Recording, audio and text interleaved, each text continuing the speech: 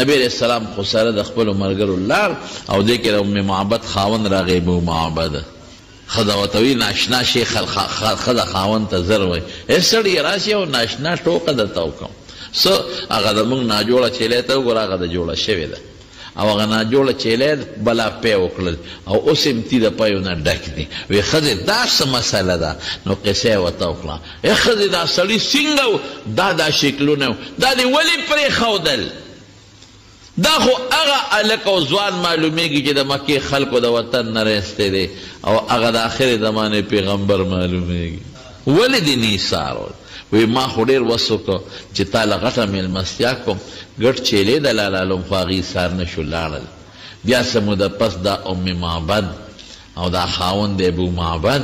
دوی سره د قوم د خلکو لاړل مدینې شریفې ته او د رسول الله مبارک په لاس یې بیعت وکړو. خدای پاک مسلمانان کړل د دې معجزې د برکت.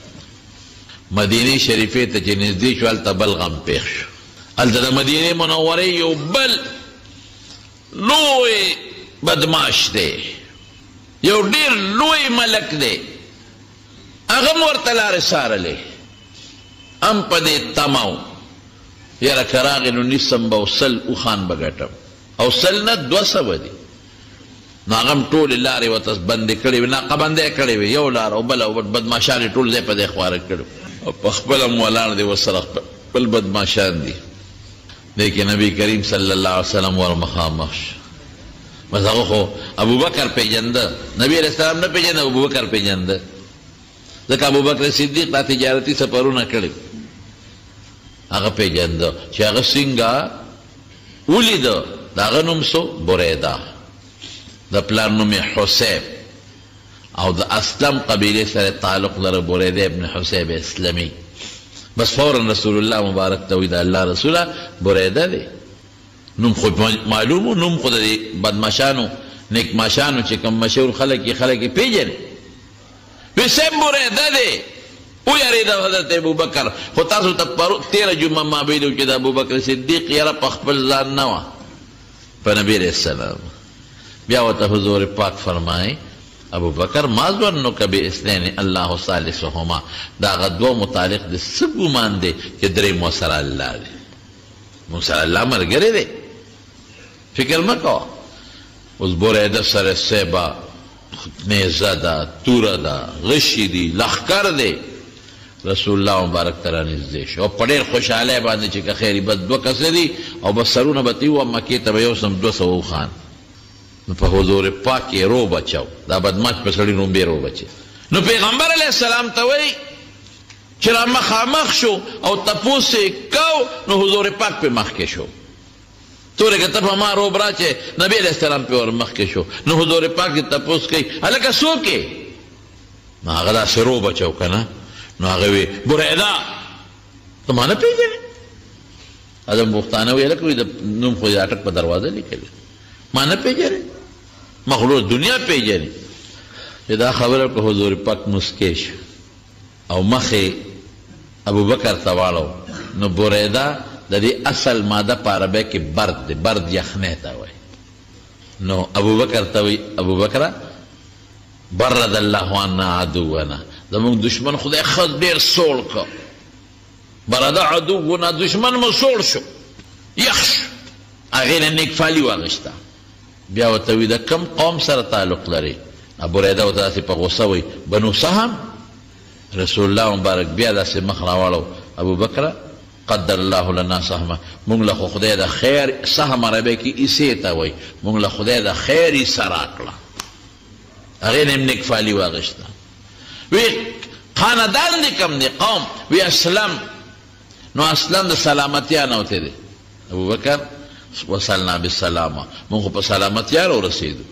یعنې د هغه ټولو نومونو نه پیغمبر علیه السلام نیکفالي واغېسته ابوبکر وایي زه یېرېږم رضی الله عنه چې خدای سړی غوزارونه کې توره ورسره دی لښکر ورسره دی او رسول الله مبارک مسکي مسکي دی نیکفالي اخلي چې دا خبرې وکړې نو بریده تپوس وکړه د نبي علیه السلام نه وایي ته څوک یې ستا څه نوم دی رسول الله مبارک ورته انا محمد صلی الله علیه وسلم نوم مې محمد دی عبدالله و رسوله بله خبره نه پټوم د خدای بنده او د خدای رسول د خدای بنده بندگی رسول الله مبارک عرض کړی ده او د خدای رسول او چې دا خبره وکړه ورته که بل څوک نو ځان به پټاو چې زما دا نوم دی ځان پټ کرا شه ګزارو نه کی نه دا مې نوم دی د خدای بنده او د خدای رسول بس بوریده سره نیزه و نیزه او چته کړه ځمکې له راوبروله او رسول الله مبارک ته وایي ان وجهك ليس بوجه كذاب وستا دا مخ د دروغجن سړي مخ نه دی دا د رښتوني سړي مخ دی بس ستا دین سره اسلام څنګه به دا داخله ستا به څنګه ملګری کېږم وی دوه خبرې دی به وکړې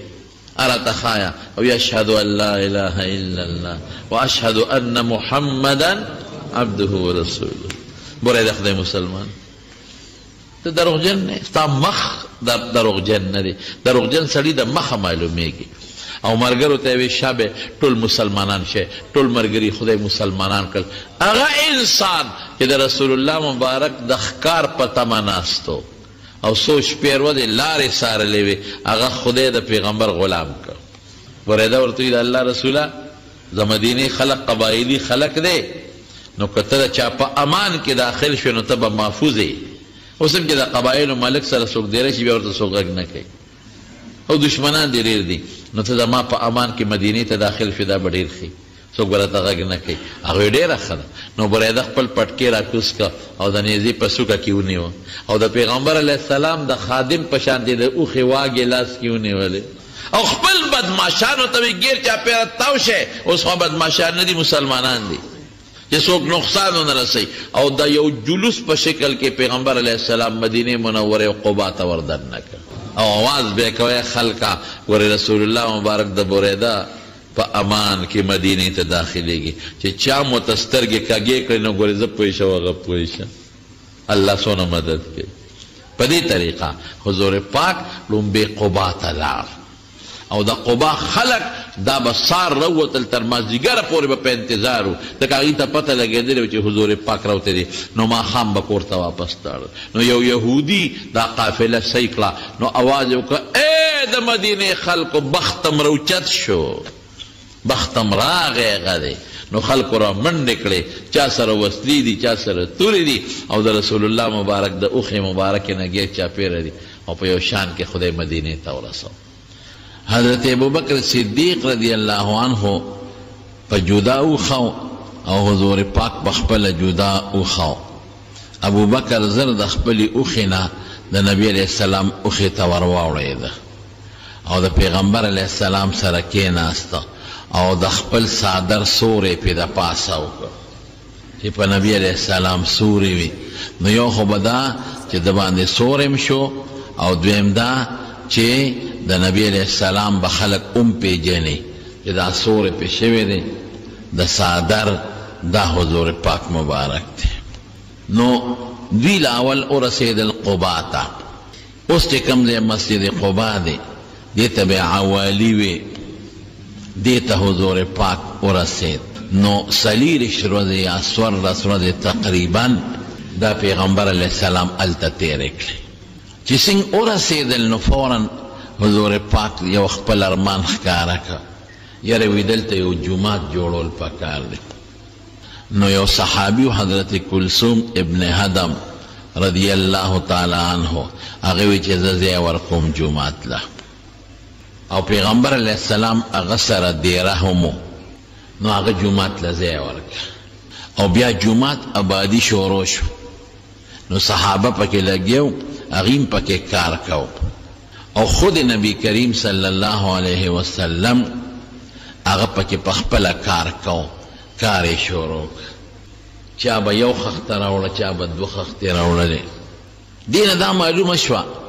چې یو ځای ته یو انسان ورسیږي او دی پکې آبادیږي نو په هغې کې جومات ته مخکې نه جوړول پکار دی زمونږ خلک چې څومره آبادۍ نن سبا کېږي څوک پټې خرڅوي ځمکه خرڅوي کورونو له د جومات غم څوک نه کوي وروستو بیا یو نه سوال کوي د بل نه سوال کوي د بل نه سوال کوي نو د خپل کور غم خلکو سره او د خدای د کور غم چا سره نه د خپلې دنیا فکر هر چا سره او د الله د کور او د آخرت او د مونځ سودا دا کمو خلکو سره نو حضور پاک لومبې د جومات بنیاد کې خو او ما کلثوم ابن هدم رضی الله تعالی عنہ داغی بیا امامم کو او یا افتا یا سورلس رضی یا سلیریش رضی دا حضور پاک التا تیر کړی د میل مستیا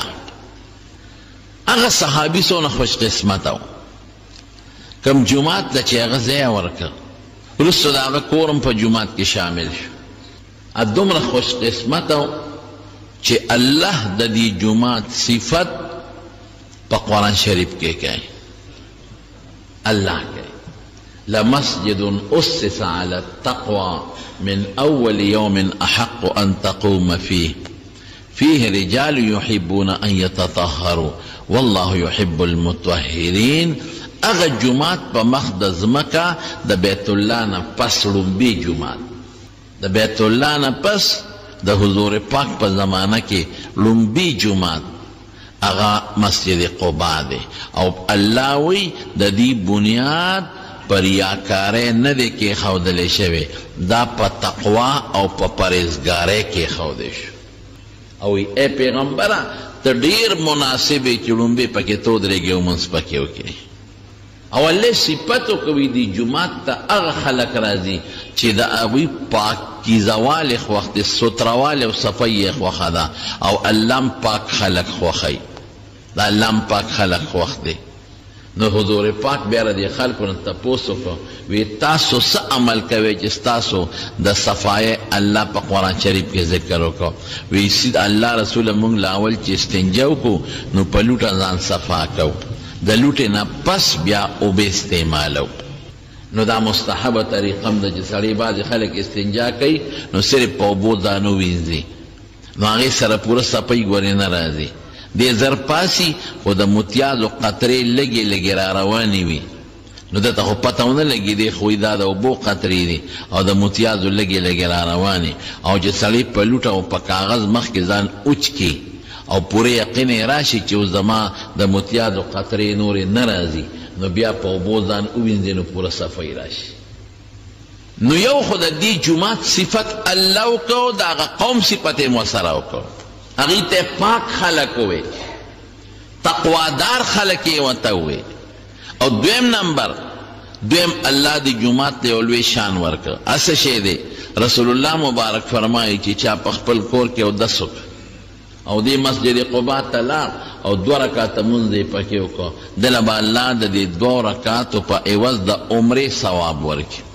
سمر لوی خبر دا عمر اجر پہ ملاویگی عمر چی تا دا مدینی نرازی او مکیتا وقت سونا لگی سفر سمر دی مشقت سمر دی او بیا عمر کول آسان کار ندی گران کار دی خدای پاک دمر اجر ورک دو رکاتو لا چې د عمرې برابر نو څومره خلک پکې چې دو رکاته کوي د عمرې ثواب یې کېږي او هغه د حضور پاک د زمانې نه اوسه پورې په اربونو کربونو خلکو پکې منځونه وکړل د دې ټولو ثواب به نه کمیږي او د دې برابر ثواب به د هغه چا کېږي چې جومات یې ځمکه وقف کړې ده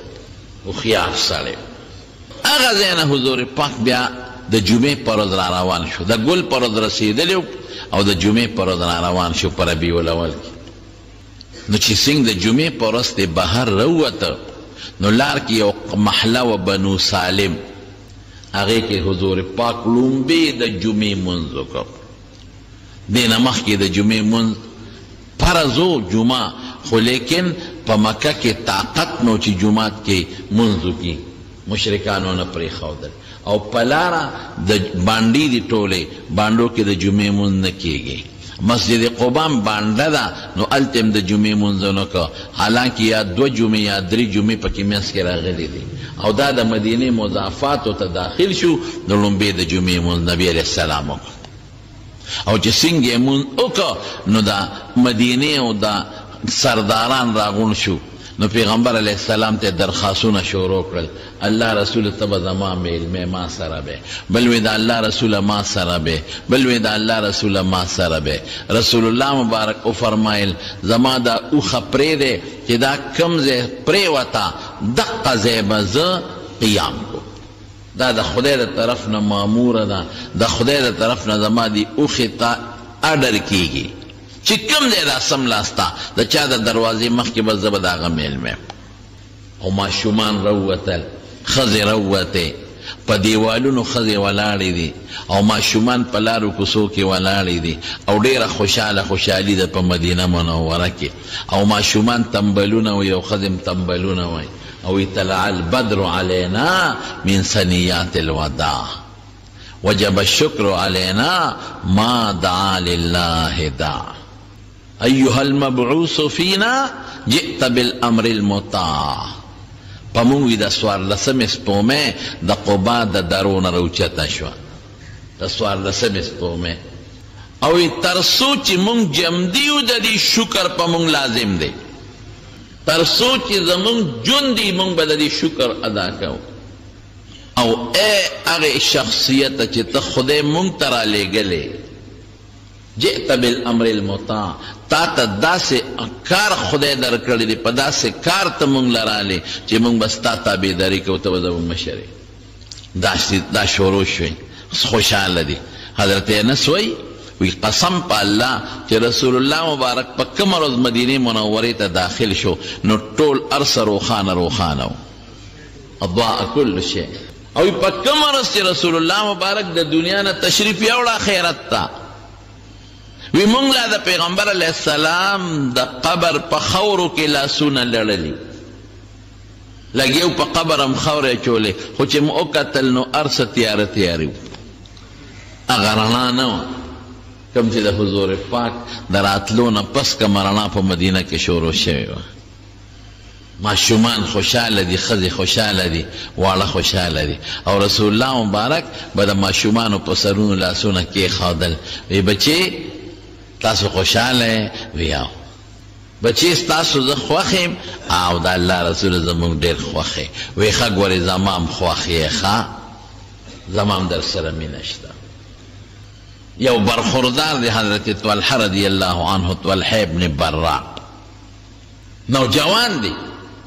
توره ورسره ده دا خو قبایلي خلک و تورې به یې ځان سره ګرځولې ابه د پیغمبر علیه السلام د دې اوښې نه یو خوا بل خوا وړېده راوړېده نو حضور پاک ورته وي برخوردار دلته راشه بچې ولې دا تاویږې را تاویږې وی د الله رسول ډېر مې خوښ یې دی په لومبي ځل ولیده وی زه دې خوښ یم وی د خوښۍ مقصد خو دی چې زما خو خبره به منې څوک چې د چا خوښ وي د هغه تابعداري کوي وی بلکل وی لاړ شه او پلار دې ملکه سر ته پرې کړه او ماله راوړه اوس به پته ولګي چې زما سره د مینه رښتونې ده او که دروغجنه ده هغه وی صاحب لږ ودرېږه او تورې یې شړنګ ورکړه او منډه یې کړې حضور پاک وی دلته راشه موږ په چا پلاران نه وجنو ښه مونږ وایو د پلار به قدر کې عزت به کې احترام به کې خو ته مې کتې چې مینه رښتونې ده که نه ده واقعي مینه رښتونې ده چې نبي علیه السلام مدینې ته راغی بیا یو څو ورځې پسې تپوس وکړو یاره د هجرت په موقع یې هلک و طلحې نوم و د پلار نوم یې برا نه یې نما انشته ما سره خو یې په لاره ډېره مینه وکړه چا وله اطلاع راوړو د الله رسوله خو ستا نه پس چې تلې دی ناجوړه دی بیمار دی رسول الله مبارک او فرمایل وی دی چې زو تپوس ته ځو نو د قبا سره داسې یو څو ګزو فاصله کې نیم کیلومتر نه به هم کمي یو پرلانګ بی دا د قوم اوسېده بنو اونیفې ورته وی نو رسول الله مبارک هلته لا اوس هم په هغه دی د هغه چې کوم کور دی نو په هغه دی یو رکوټې غوندې چاردیواري د جومات ته او د چت پې نشته خو د خټو او د ګټو یو دیوال ته گیر چاپیره تاو دی او پکې دا پوزکی موزکی پراته دي نو خلک ورننوځي پکې مونځ هم کوي رکوټې غوندې جومات دی داسې د 2 صفو په اندازه 2 صفه یا 3 صفو داسې د محراب نه دی دغه پورې دیواله پورې چې پیغمبر علیه السلام ورننوتل او هغه حضور پاک ته وکتل نو ډېر په ژړا شو نو نبی علیه السلام تسلي ورکړه طلحه مه ژاړه خدای به دې جوړ کړي وی نه صاحب په مرګ نه یارېږم و چې ما ته ولیدې نو زما په دل کې تا سره ډېره مینه پیدا شوه نو ما وی خدایه زما به ټول ژوند د حضور پاک سره وي او زه به په سپلی ګرځم او خدمت پې کوم نو ژاړم په دې چې هغه ارمان به ځان سره قبر ته یوسم ستا خدمت مې ونه کړی شو حضور پاک پې پیښ شو چې دا غریب سخت ناجوړه دی نو بهر راووته هغه له خو یې تسلي ورکړه خو بیا یې ملګرو ته ویې داسې معلومیږي لکه دا طلحه دی بیماری کې مري نو که دی وفات شو نو ګوره جنازه به پرې زه کوم اتفاق ته ګوره هغه شپه وفات شو او هغه وصیت وکوي ګورې رسول الله مبارک زما جنازې له رونه غواړئ او ولې مه راغواړئ وایي په لاره د یهودیانو کورونه دي هسې نه پتلو یا په راتلو کې څوک تکلیف ورته ونه رسوي ګوره مینه دې ته خیر دی حالانکه رسول الله مبارک فرمایي زه چې چا باندې جنازه وکړم زما د جنازې په وجه خدای هغه ته قبر کې رڼا پیدا کوي لیکن هغه وایي دا هر څه به وشي خو چې حضور پاک له تکلیف میلاو نشي په دغه شپه چې وفات شو نو صحابو دفن کړ سهار حضور پاک تپوس وکړه وایي د هغه طلحه معلومات والی چې هغه به څنګه وي وایي صاحبه خو پرون ستا نه پس وفات شو جنازه وی جنازه خو بیګا د شپې شو خښ کړی دی تاسو ته ما نه وي زه پې جنازه کو وی حضرت تاسو خو او فرمایل خو هغه وصیت وکړه چې نبی علیه السلام زما د جنازې نه مه خبروئ هسې نه پتلو راتلو کې څوک تکلیف ورنه کړي یهودیان ډېر زیات اوسېږي دلته رسول الله مبارک وی ځای چې زه په قبر جنازه کوم دا د پیغمبر علیه السلام خصوصیت دی نو راغی قبر ته ودرې صحابه ورپسې دي داسې دوی ولا وکړه چې په ژوند کې د حضور پاک هره دعا ډېره مبارکه ده دا ډېره مزیداره ده څنګه دعا کوي اللهم الق طلحه بحيث تضحك إليه وهو يضحك إليك خدایا دې طلحه سره داسې ملاقات وکړه چې الله دې تا ته خاندي او ته ده ته خاندي یو بل ته خاندي داسې دعا دا ډېره د مینې دعا ده قسم دې د حضور پاک مینه د ایمان نښه ده د رسول الله مبارک سره محبت دا د مؤمن د ایمان نښه ده خو محبت صرف د خولې نه محبت دغه دی لکه طلحه ته وایي زما خبره منې که نه منې پلار وجنې که نه پلار یې پرې نه وجه معلومات یې ولا اخېسته یوازې په چغو کار نه کېږي چې زما د حضور پاک سره مینه ده او زه عاشق رسول یم نه عملي کردار بخیر عمل بخیر ستا د حضور پاک عقیده خوښه ده که نه ده خوښه ستا د پیغمبر مبارک خوی خوښ دی که نه هغه غیبت کړی دی هغه کنزل کړی دی خو په غیبت خفه کېده په کنزلو خفه کېده هغه د مسلمان په ضرر خفه کېده ته ټول ورځ کنزل کې د مسلمان غیبت کې مسلمان سره بغض حسد کې مسلمان ته ضرر رسول غواړي مسلمان تنګې ګاونډي تنګې او چې کم خلق د پیغمبر په لاره روان دی کم خلق چې د پیغمبر میشن یې لاس کې اخیستی دی او د رسول الله مبارک راوړلی شوي دین خلکو ته رسئ هغوی پسې سپکې وې پټکي ته په سپک نظر ګورې د پیغمبر جامه دی نه ده خوښه د پیغمبر شکل دی نه دی خوښ او ته یې دا عاشق رسول یم په تشو چغو کار نه کېږي مینه ده هغه چاره د رسول الله مبارک سره چې د رسول الله مبارک په نقش قدم روان دی او د هغه شکل شباهت او د هغه اخلاق او خوی او کردار یې ځان له خوښ کړو ولکم فی رسول الله اسوة حسنة لمن کان یرجو الله والیوم الآخر تاسو لما وی خشته نمونه در لګل څوک چې خدای مني او د خدای د ملاقات او د رحم او د آخرت د رحم دروازه د رحم امید لري ادي د پیغمبر نمونه ځان له هغه نقشه دی په ځان کې پیدا کی نقشې موږ د انګریز په ځان کې پیدا کړي دعوت د رسول الله د مینې لرو نقشه او شکل او جامه او پیزار او ولاړ او ناست او خوراک او سکل د انګریز په طریقه کو غم خاده د انګریز په طریقه کو یو بل سره سلام کلام د انګریز په طریقه کو خادو کې د انګریز طریقه چال چلن ټول د انګریز په طریقه مینا محمد صلی الله علیه وسلم سره دا نه کیږي په یو قالب به یو شان خښته وځي په دغه قالب دوه ډیزاینه خښته نه وځي یو قالب د انسان کې به یوه وي نه راځي دوه به نه راځي چې دوه رالي نو یو شان بني یو به زیاتی بله به کمی ښځې سره به یو شان مینی بچی سره بل شانی د ښځې د محبت ځان له نقشې دی او د زوی د محبت ځان له نقشې دی د دوست د محبت ځان له نقشه ده او د رسول الله مبارک د محبت ځان له نقشه ده. دا په صحابو کې و، دا قسم په خدای په حضرت ابوبکر صدیق کې و، دا په صحابو کې. دین هغه دی زما استا کوم چې ماله پیغمبر را لېږلی دی، بس دین ماله هغه دی چې کوم صحابو ما ته پیش کړی دی. وَإِذَا قِيلَ لَهُمْ آمِنُوا كَمَا آمَنَ النَّاسِ قَالُوا أَنُؤْمِنُ كَمَا آمَنَ السُّفَهَاءُ أَلَا إِنَّهُمْ هُمُ السُّفَهَاءُ وَلَكِنْ لَا يَعْلَمُونَ. منافقانو ته به رسول الله مبارک وی چې تاسو دا ایمان نه دی قبول، نه دی قبول، تاسو مونځ کوئ ځان ته مسلمانان وایي، دا نه دی قبول. هغه ایمان قبول دی چې د صحابو په شانتي وي. دین هغه دی چې صحابو نقشه ځان کې پیدا کړي. ما ته چې صحابو څه کړي دي بس په هغې به ځم، مونځ به هغه شانتي، بانګ به هغه شانتي، دا نه به زیاتې کمې نه کوم. ذکرونه به هغه سي چې کوم هغو ما ته ښولې دي، عقیده به هغه چې د هغوی کومه وه، محبت به هغه سي ساتم کوم چې د رسول الله مبارک سره صحابه وو، اهل السنت والجماعه. هر سړی نن ځان ته اهل السنت والجماعت وایي، او هر سړی وایي د رسول الله مبارک فرمایي چې بني اسرائیلو کې دوه یا فرقې وي او دلته به درې یا زما امت کې پیدا کېږي، یو به جنت ته ځي او دوه یا به دوزخ ته ځي. هر یوه ډله وایي دا یو ځای، هر یو وایي دا ځای. او رسول الله مبارک نه تپوس کو چې دا څوک دي؟ اهل السنت والجماعه ما انا علیه و اصحابی، چې زه په کومه دین قایم یم، سنت ورته وایي اهل السنه. جماعت د صحابه اهل الجماعه،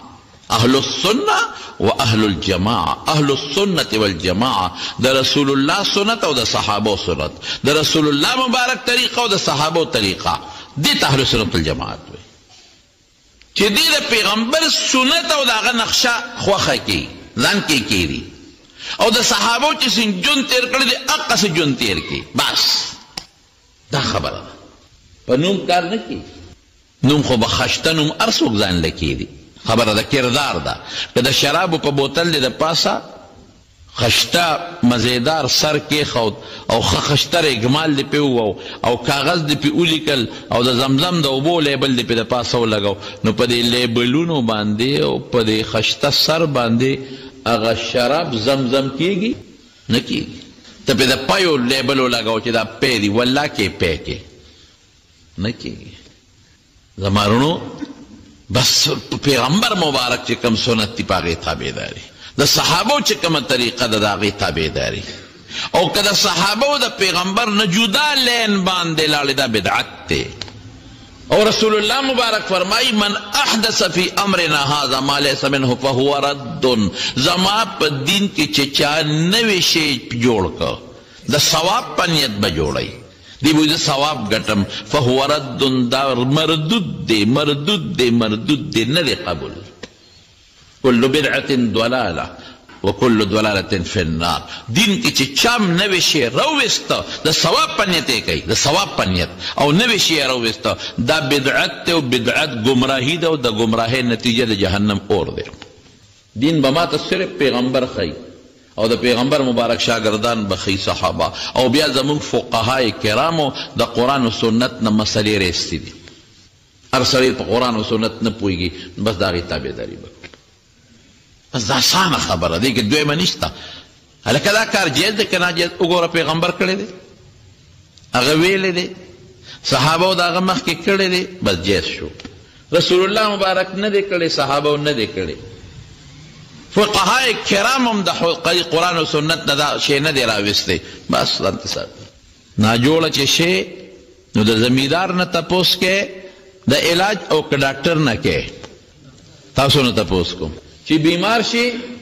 نو د یو عام دکاندار نه بیماری علاج غواړي، او که حکیم نه غواړي وایا، نو د دین حکیمان عالمان دي، د دین ډاکټران څوک دي؟ عالمان. خبره ختمه شو، بس عالم نه تپوس کوه. د دنیا کار کې خو د دنیا پوی پسې ځې، د دین کار کې دین پوی پسې نه ځې، عالم نه تپوس کوه. دا بنیاد دی.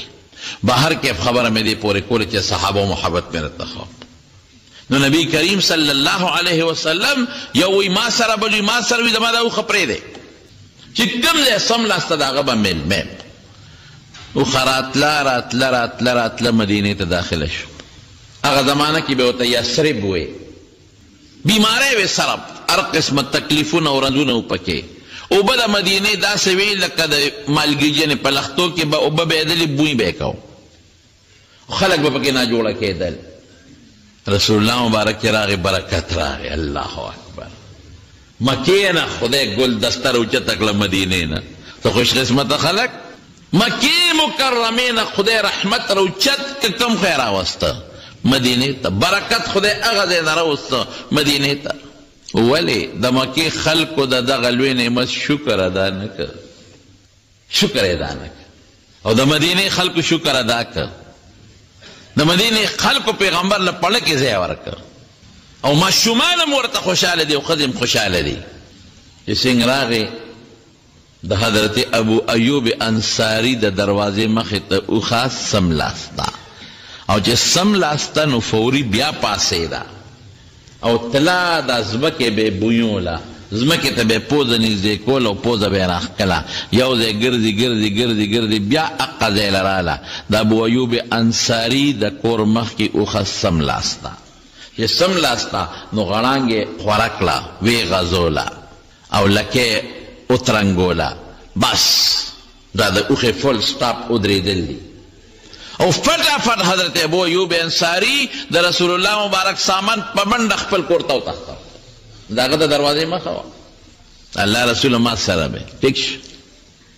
خوش قسمته او نهه میاشتې څه د پاسه حضور پاک د ابو ایوب انصاري په کور کې تېرې کړې. او چې دلته راورسېد نو بیا یې فورا وی جومات جوړول غواړي. قبا کې جوړ کړئ، دلته اوس جومات جوړول غواړي. ځای و د یتیمانانو سهل او سهیل. پیغمبر علیه السلام وی دا د چا ځای دی؟ دا دوی یتیمانان دي او د تره سره اوسېدل اختیار د تره دی. هغه وی د الله رسوله دا زما د دې ویرونو ځای دی، دا جومات توقف شوی. نه نه نه، دا خو یتیمانان دي، پیسې به ورکو، د دې به هم پیسې به ورکو. څونه پیسې کېږي؟ 10 روپۍ. حضرت ابوبکر صدیق د خپله جیبه 10 روپۍ راوویستلې او ماشومانو له ورکړې والې بچي. د ابوبکر څونه خوش قسمته دی. د مسجد نبوي لومبۍ ځمکه د حضرت ابوبکر په پیسو شوې ده، او مرتبه خدای څونه ورکړه. یو مونځ په مسجد نبوي کې یو په 1000 یا په یو حدیث کې یو په 50,000. څومره دنیا په لکونو تعداد د میاشتو په حساب پکې منځونه کوي. د دې چې څومره ثوابونه کېږي، د دې برابر ثواب به د حضرت ابوبکر صدیق کېږي. 10 روپۍ باندې څومره لوی جنت ګټل، په 10 روپۍ څومره لوی ثواب. موږ څه وایو؟ موږ چې د مدرسې چنده څوک غواړي که سر ښکته کړو، د جومات غواړي سر ښکته کړو، زموږ ثواب نصیب کې نشته. ثواب قسمت دا هوښیار، دې ته هوښیارتوب وایي. په 10 روپۍ غوڼ مسجد نبوي واغېشت په بیه. الله، هغه جومات چې رسول الله مبارک پکې امام دی، هغه جومات چې د صوفې وروستو پکې د صوفې مدرسه جوړېږي، هغه جومات چې پکې پیغمبر مبارک درس کوي، هغه جومات چې بیا پکې صحابه منځونه کوي، هغه جومات چې رسول الله مبارک اعتکافونه پکې کوي. 10 روپۍ دیناره.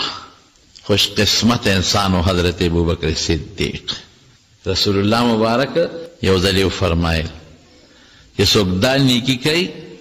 نو هغه ته به د پلانکې دروازې نه روژې چې ډېرې نیسي نفلي باب الریان هغې نه به اواز ورته کېږي. په دې راځه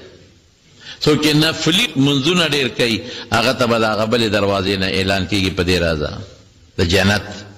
څوک چې صدقې ډېرې ورکوي هغه ته به د صدقې د دروازې نه اواز کېږي په دې راځه. حضرت ابوبکر صدیق وای او چاته به د ټولو دروازو نه اوازونه کېږي په دې اپما راځه. حضرت ابوبکر صدیق رسول الله مبارک ته وای الله رسوله څه ضرورت دی چې یو انسان ته د ټولو دروازو نه اواز کېږي؟ خو بس دا جنت ته داخلېدل پکار دي، په یوه دروازه دې ورشي خو چې ورشي.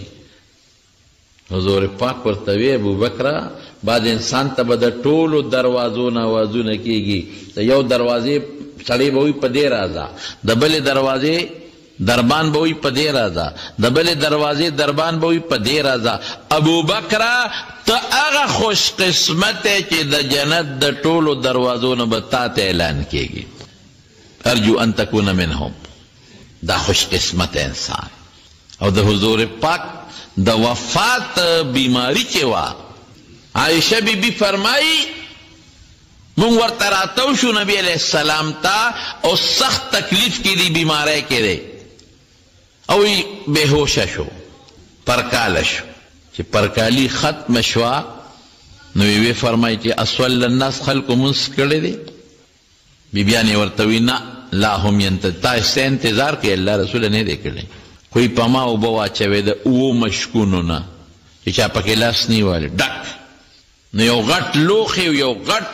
ټب و په هغې کې مو کېنو نو اوبه م پرې واچولی. وی چې څنګه هم پاس او ته دې کې بیا پرکاله شو چې بېهوشي ختمه شوه. بیا تپوس وکړو خلکو مونځ کړی دی؟ مونږ وی نه د الله رسول سته انتظار کوي. وی ښه په ما بیا اوبه واچوې، بیا هم پرې اوبه واچوې. چې بیا کله قصد یې وکړو ته بیا بېهوشه شو، بیا تپوس وکړو مونځ خلکو کړی دی؟ نه د الله رسول سته انتظار کوي. څو ځله دا چلو شو، خو چې د تلو پوه شو چې اوس خو نشم تللی، طاقت نشته. وی مرو ابا بکر فلیصلی بالناس. ابوبکر ته ووایه چې هغه مخکې مونځ وکړي. عائشه بی بی فرمائی لکه مې سودا وه چې خدای مکه رسول الله مبارک په دې بیماری کې وفات شي. نو خلک وی ابوبکر سپیرو خو چې دی په مصلی ودرېده نو وفات شو. وی زه څه خبر وم چې د حضور پاک په مصلی څوک ودرېږي نو د هغه به سره به د خلکو ډېره مینه یو ډېر بختور به وي. ما ورته وی د الله رسوله زما بابا ډېر نرم دل دی، ستا په مصلی نشي ودرېدی، چې ودرېږي نو جاړي. فمر عمر ته حکم وکړه چې هغه مخکې منځونه وکړي. هلک په زړه کلک دی. وی حضور پاک بیا ووایي چې نه مرو ابا بکرین. ابوبکر ته حکم وکړي چې منځ وکړي. وی ما بیا ووایي چې ابوبکر نرم دل دی او جاړي جړا ورځي، نشي ودرېدی. عمر ته حکم وکړه. وی بیا وی چې مرو ابوبکر ته حکم وکړي چې مخکې منځ وکړي. وی ما حفصې ته وی حفصې ته ورته ووایه. حفصه راله وی د الله رسول ابوبکر نرم دل دی. عمر بوکی هغه لږ په زړه کلک دی. وی حضور پاک وفرمایل چې ما هغه د یوسف د زمانې ښځې یې کن درنه څومره په تکلیف کې و، څومره په تکلیف کې و، ستا ښځو داسې جیل ته تللی دی. ما خبره ولې نه منې؟ نو بیا ابوبکر ته ووایه. نو د رسول الله مبارک د بیماری د وفات چې څومره ورځې دي ټول منځونه د پیغمبر مبارک په مصلی حضرت ابوبکر صدیق وکړل رضی الله عنه. بل شان سړی و جي. او د پیغمبر علیه السلام نه پس خلیفه شو. یو بوډۍ ښځه وه، غیله به کورم جارو کو، چیلی به یې مولله شله، خدمت به یې وله کو. نو چې خلیفه شو د هغې لور وه، واده وه، په جړا شوه.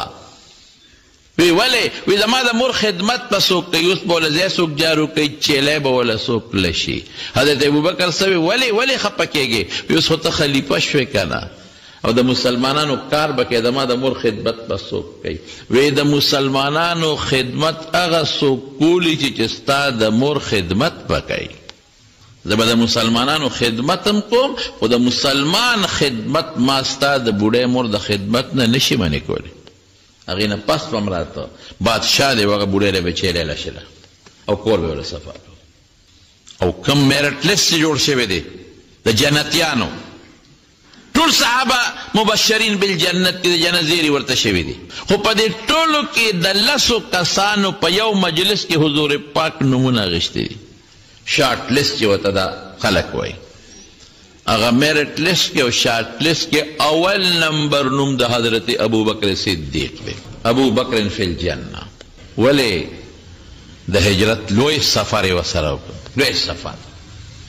ډېره مینه یې ورسره وکړه، غار کې ورسره شپې تېرې کړې. او دومره د محبت او د مینې اظهار چې کم حضرت ابوبکر کړی دی او کم رسول الله مبارک هغه له هغې له انعام ورکړی دی. یو ځل دقه د بیماری د وفات په بیماری کې د مرض وفات کې چې د وفات بیماری ده، حضور پاک یو ځل پاسېده، تقریر یې کو د بیماری دوران کې او فرمایي یو بنده له الله اختیار ورکو د دنیا او د آخرت په منځ کې چې دنیا کې پاتې کېدل غواړي دنیا دې خوښه ده که آخرت هغې بنده آخرت غوره کو ځان یاد نه که بنده آخرت غوره کو چې دی وکړه نو خلک خاموش و ابوبکر په چغو په ژړا شو په ژړا شو صحابه وی مونږ وی چې د ابوبکر دی دا ولې جاړي پیغمبر علیه السلام خو د یو بنده مثال ورکوي چې یو بنده له الله اختیار ورکړه د دنیا او د آخرت او د آخرت یې خوښ کړه دنیا یې خوښه نه کړه نو دې کې څه د جړا خبره چې ابوبکر جاړي او وی مونږ وروستو پوه شو چې مونږ نه پوهېږو ابوبکر پوهېږي وروستو پوه شو دا پیغمبر علیه السلام چې کوم بنده یادو نو ځان یې مرادو ځان یې یادو ابوبکر پې پوه شو چې مونږ نه خو رسول الله مبارک روان دی مونږ پې پوه نه شو نو حضور پاک څه وایي دا ټکې واوره رسول الله مبارک فرمایي وی چې دا چا په ما په دنیا کې احسان را پورې دی نو هغې بدل مې خلاص کړی دی چا ما سره ښېګړه کړې ده د هغې بدل ما خلاص کړی دی په ما ده چې احسان نشته په دنیا کې دا هر چا بدل مې خلاص کړی دی یو ابوبکر د هغه احسان زما په دې سټ کې پروت دی هغې بدل به الله ابوبکر له د قیامت په میدان کې ورکوي چې بل چا بدل نشته ختم ما سره چا ښه کړي دي ما بدل خلاص کړی د ابوبکر نه دی خلاص کړی او حضرت ابوبکر صدیق رضی الله عنه یو ځل وایي یو ارمان به پاړه وړم یو ارمان هغه څه دی دا دی چې یاره ارمان چې زما دا جیب حضور پاک خپل جیب وګڼي دا ارمان به وړم لکه سړی خپل جیب ته لاس دننه کوي نه چا سره صلاح کوي نه مشوره کوي او جیب نه شی راوباسي افسوس چې پیغمبر مبارک زما جیب خپل وګڼلې څنګه چې خپل جیب ته لاس دننه کوي چې بس زما جیب ته لاس دننه کوي شی ته وباسي دا ارمان به وړم او حضرت عمر فاروق رضی الله عنه حضرت ابوبکر یو ځل یو بل سره ناستو ګپ شپ لګی د دې مسلې خو به ټولې په نیکو وې عمر ورته وایي ابوبکر یو سودا نه کو یو تجارت نه کو ابوبکر ته وایي ابوبکر صدیق ورته وایي وایه عمر څه سودا کې وی دما خو تا ته پته چې بلا منځونه کړي دي او صدقې مې م ورکړي دي او جهادونه مې م کړي دي بلا کافر مې م وجلې دي او دا هر څه دې کړي دي دا ټول در کوم دا زما دا نیکۍ ټولې در کوم خو ماله یو رکوټې نیکي د هغه راکړه عمره څه نیکي غواړې دا ټول ستا خو ډېر لوی ثوابونه دي نیکۍ دي محنت مشقت دې کړی دی څه غواړې وی د هجرت د هغه دریو شپو د غارې ثور لږ ټول هجرت هم نه ټول هم نه هغه درې شپې د غارې ثور د هجرت قدرې شپې راکړه باقي ټول والا عمره په ارام کښېنه دغه چاته در کوم نو خو الله قرآن کی صفت کوي رب العالمین فرمای الا تنصروه اے د مکې خلکو که تاسو د مدد ونه کو نشئ کولی فقد نصره الله الله ورسره مدد وکړي اذ اخرجه الذین کفروا کافرانو وویسته ثانی اثنین دویم د دوو نه دوه کسو دوه سر نورو خو هغه خدمتګارانو نه هغې پکې ذکر نه کړل اصل یې ذکر کړ دوو اذ هما فی الغار او غار کې دقه دوو اذ یقول لصاحبه خپل مرګري ته وایي صاحبه خپل مرګري ته لا تحزن ټینشن وانه لې ان الله معنا الله موږ سره دی زمارونو حضور پاک چې څنګه اوښه سملاسته او حضرت ابو ایوب انصاری سامان کور ته دننه که نو نبی علیہ السلام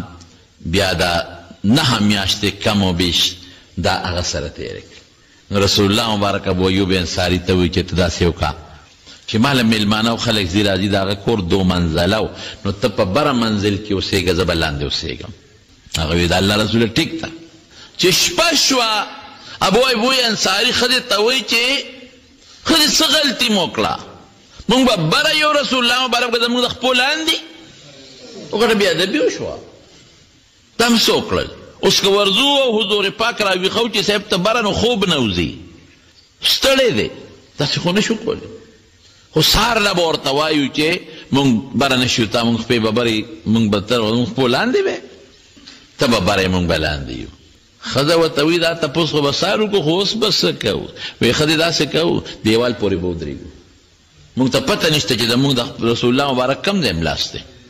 دیوال سره خو یقینا نشته، دیوال نه خو لرې دی، دیوال سره به ودرېږو. نو وایي سخته یخني وه او موږ سره بره یو بالټې د اوبو ارانه توی شو. چې توی شو نو موږ وایي خدای د اوبه په نبي علیه السلام ورونه څڅي. نو موږ سره یو غټ څادر و هم پکې کېښود، هم پکې خوش کا چې اوبه وچشي. څادر ځان ته اوبه راښکلې هغه اوبه وچشوې چې په رسول الله مبارک وي. نو څادر هم لون شو، یخني م وه، نو په لق هم د دیوال خوا کې ځان ودره شپه م تېره کړه. او چې سهار راکوز شو مونږ الله رسوله داسې مونږ نه نه کېږي، ته به بری مونږ به لاندې یو. پیغمبر مبارک وفرمایل چې نه خیر دی تاسو بره او زه لاندې ما له میلمانه راځي او خیر دی، دا څه بېادبي نه ده. بعضې علماو لیکلي دي لکه وفا الوفا یو واقع لیکلی ده.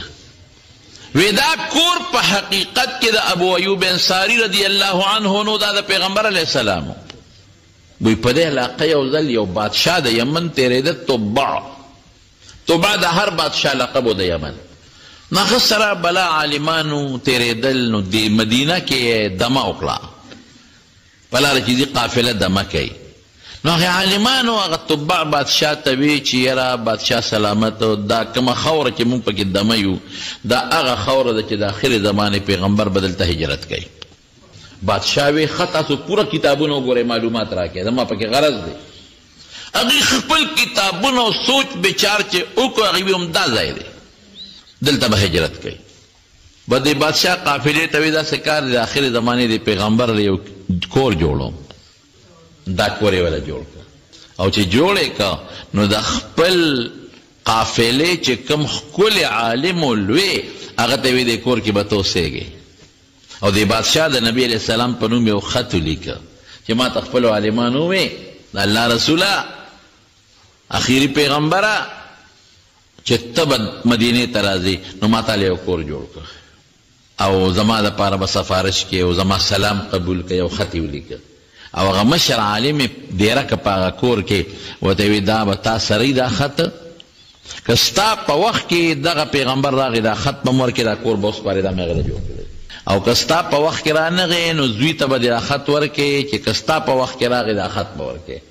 او زوی ته به دې ووایې چې ته به بیا خپل زوی له دا خط ورکړې او دا وصیت به کوې چې هر یو کس به دا خط خپل زوی له ورکوي او د کم نوسي کړوسي په زمانه کې چې راغی دا کور به ورته سپاري دا د هغه کور دی او دا خط به مو له ورکوي.